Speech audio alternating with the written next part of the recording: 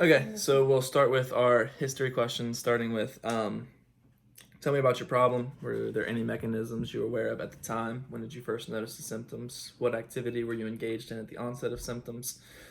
Did you hear or feel anything during the onset of symptoms? Have you had a history of this problem or any other related problems? And has there been any recent or change in activity level? Um, Going on to the time sequence, were the onset of symptoms sudden or gradual? Are the symptoms constant or intermittent? How long do the symptoms typically last, and when do the symptoms typically occur? Can you point with one finger to where the pain is most severe? Are there any other areas of symptoms? Can you characterize the pain? Is it sharp, dull, aching, throbbing? Does the pain radiate, and if so, to where? What relieves the pain? What increases the pain? How does the pain affect your activity level? And are there any other symptoms such as tightness, stiffness, soreness, etc.? What sport do you play, or what occupation are you in? What position do you play, or what activity are you in? Tell me about the duration, intensity, and frequency of your practices. What is your playing environment like the playing surface or the weather? Um, what is your dominant extremity? And tell me what your warm up routine is like. And lastly, have you taken any medications? Have you attempted any other treatments? And have you seen anybody else for this problem?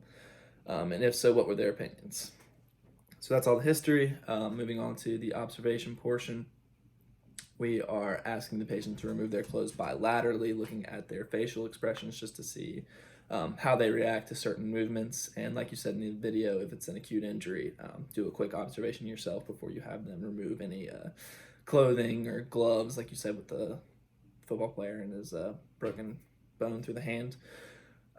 With observations, we are looking for scarring, swelling, wounds, atrophy, hypertrophy, um, deformities such as acute deformities like fractures, ape hand, Bishop's deformity, claw hand, Dupuytren's, or however you say that, swan neck, um, boutonnieres, Vulcan's, wrist drop, mallet finger, jersey finger.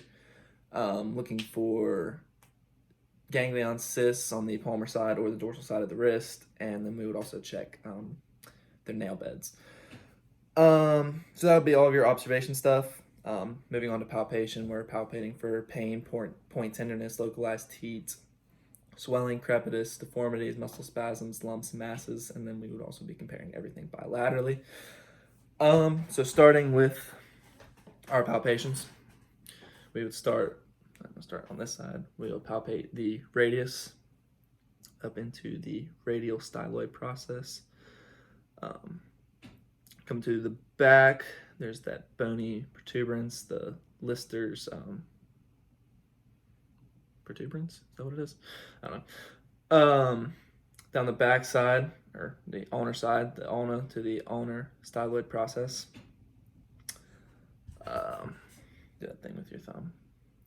In this gap here, we've got the scaphoid. Then we'll go to the back side of the hand, moving across. So we've got, beside the scaphoid, we've got the lunate, the triquetrum, and then coming over to the, here, use this one too, we'll go back and forth, the pisiform, get that one back, and then the distal row of carpals, coming down the first metacarpal, we've got the trapezium. Down the second metacarpal, we've got the trapezoid, the third capitate, and then down the fourth and the fifth, we would have the hamate. And then you find the hook of the hamate, coming back, putting your thumb on the pisiform, and then putting that pulp into the hook. After that, I'll take that one back. We've got the metacarpals. So coming down, we've got what we just palpated. So we got the first, second, third, fourth, and fifth metacarpals. MCP joints going across, we've got 1, 2, 3, 4, and 5. Going into the phalanges after that, we've got the first proximal phalange, second, third, fourth, and fifth.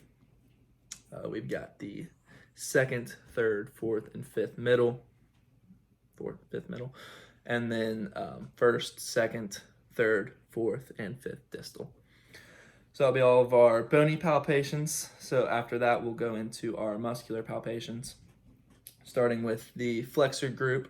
And like you said, we're mainly checking up at the attachment points or the origins on the humerus.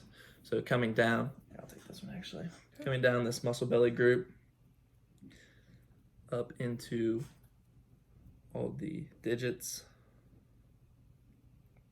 Then we would do the same thing with the extensor side, starting up at the attachment points, coming down and palpating all the way into the fingers just to see if there's any sensations or pain.